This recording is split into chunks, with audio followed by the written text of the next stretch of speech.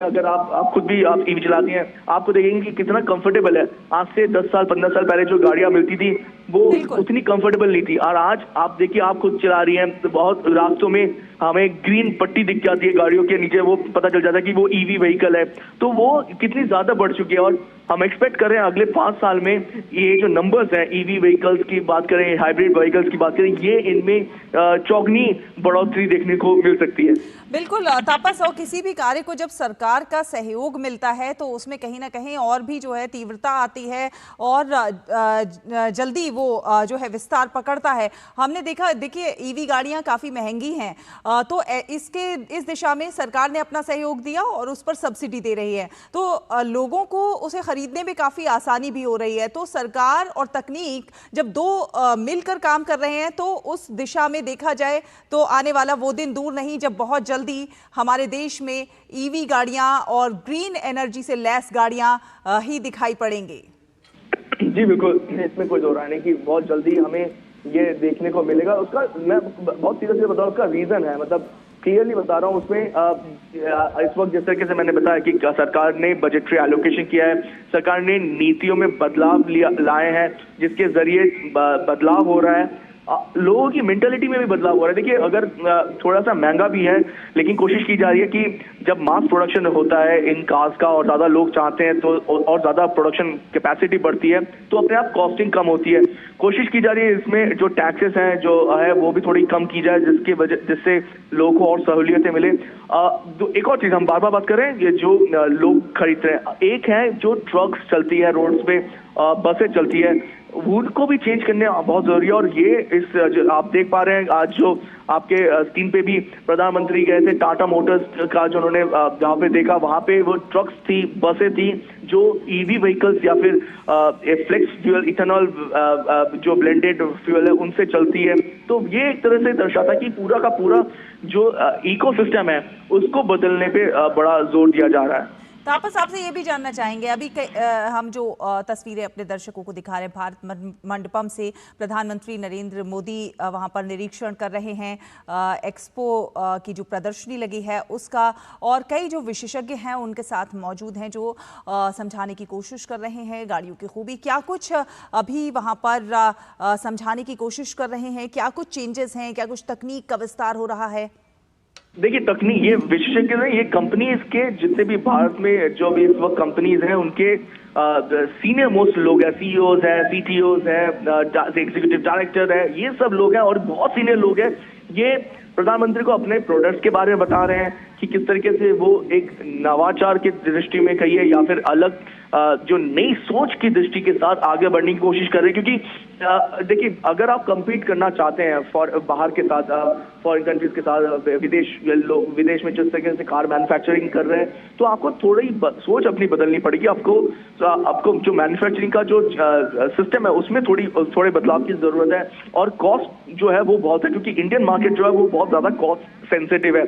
तो उसके मद्देनजर आपको ये इन सब चीजों को ध्यान रखना पड़ेगा और उसके साथ साथ आपको सहूलियत भी देनी पड़ेगी। तो आप देख सकते हैं ये जो गाड़ियां दिखा रहे हैं इस वक्त, आप देखिए स्टेट ऑफ द आर्ट गाड़ियां हैं। ऐसी गाड़ियां विदेश में भी बहुत कम पाई जाती है। आप समझिए अगर मैं सिर्फ वेस्ट यूरोपियन कंट्री और यूएस को छोड़ दूं तो बहुत कम जगहों पे इस तरीके की स्टेट ऑफ द आर्ट गाड़ियां मिलती है। ये कॉन्सेप्ट कार्स है, लेके आए हैं देश में, विदेश से ज्यादा आप विदेश में भी इस तरह के कॉन्सेप्ट कार देखते हैं। अब यहाँ पे देखने को मिल रहा है जो टेक्नोलॉजी है वो बेहतरीन है, कुछ ऐसी टेक्नोलॉजी भी है जो शायद इंडिया में ही है, वो विदेश में भी नहीं है। हम बात करते कंपनी के जो सीटीओ है उनसे बात करते, वो लेके आए हैं 100% इथेनॉल ब्लेंडेड इथेनॉल फ्यूल की कार, और एक उसके साथ साथ वो लेके आए हैं एक जो जिसमें हाइब्रिड है और उसके साथ साथ वो पूरा इथेनॉल ब्लेंडेड भी चल सकता है। तो इस तरीके के जो कॉन्सेप्ट है, इस तरीके के जो कार्स है वो अगर लेके आते हैं और इसको सरकार से एक तरह से मदद भी मिलती है उसको प्रोडक्शन में लेके आने के लिए, तो वो एक तरह से बहुत बड़ी बात हो जाती है इन कंपनीज के लिए। ये कंपनी उन प्रधानमंत्री नरेंद्र मोदी को यही बताने की कोशिश कर रहे हैं कि पूरी तरीके से वो कोशिश कर रहे हैं, सरकार का उन्हें सपोर्ट पूरा मिल रहा है। बजटरी एलोकेशन जैसे मैंने पहले भी कहा, करोड़ों रुपए उन पे लगाए जा रहे हैं। ये शायद बहुत कम जगह पे, विश्व में बहुत ही कम जगहों पे इस तरीके से पुश दिया जा रहा है जिस तरीके से प्रधानमंत्री नरेंद्र मोदी ने दिया है पूरे इस सेक्टर को आगे बढ़ने के लिए।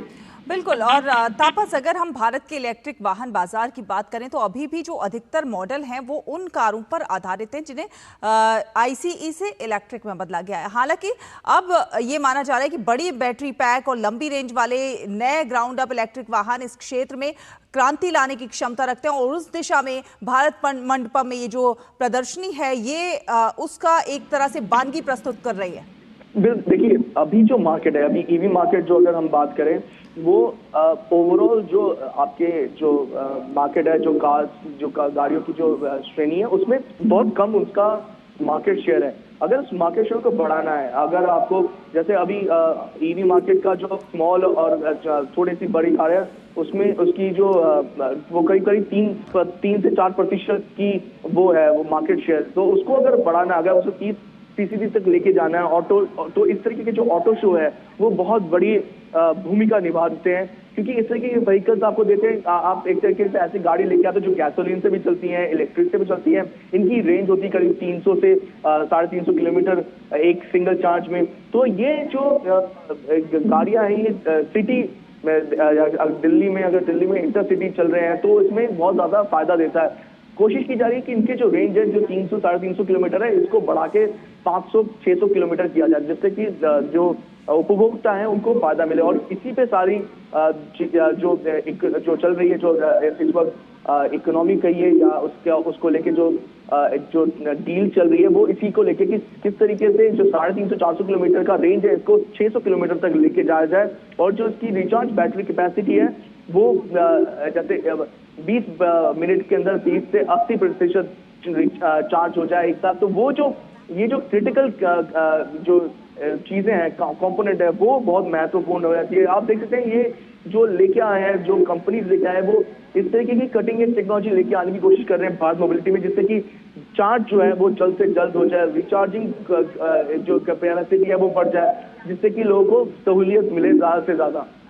बिल्कुल। और ये जो नए दृश्य हम अपने दर्शकों को दिखा रहे हैं उनके बारे में बताइए, क्या कुछ ये कुछ कैटलॉग प्रधानमंत्री नरेंद्र मोदी को दिखाते हुए और विस्तार से बताते हुए ये दृश्य ये भी ये सारी मोबिलिटी के ऊपर है। जैसे बैटरी के अभी मैंने देखा लोहम एक कंपनी है जो अभी स्टार्टअप इंडिया में भी उन्होंने जीता था। तो ये जो कंपनीज है ये जैसे हम बड़ी कंपनीज की बात करते हैं, उसके बाद होता है OEM से, ये जो छोटी छोटी कंपनीज है जो इनके कंपोनेंट्स प्रोवाइड करते हैं, या पूरा एक इकोसिस्टम तैयार होता है। अगर कुछ कंपनीज टायर मैन्युफैक्चरिंग करते हैं, कुछ कंपनीज टायर के केमिकल्स देते हैं, कुछ कंपनीज जो ईवी मार्केट में अगर बात करें तो ईवी के चलाने के लिए बैटरी चाहिए होती है। बैटरी के भी अलग अलग कंपोनेंट्स होते हैं, कुछ लिथियम जो ईयन होते हैं उसको बनाने का होता है, कुछ को सिर्फ असेंबलिंग करने का होता है। तो ये जो पूरा का पूरा इकोसिस्टम है वो तैयार किया था। और ये जो आप देख रहे हैं प्रधानमंत्री इस वक्त जा रहे हैं, तो ये वो उसी कड़ी में एक बहुत अहम भूमिका निभा रहे हैं कि जिस तरीके से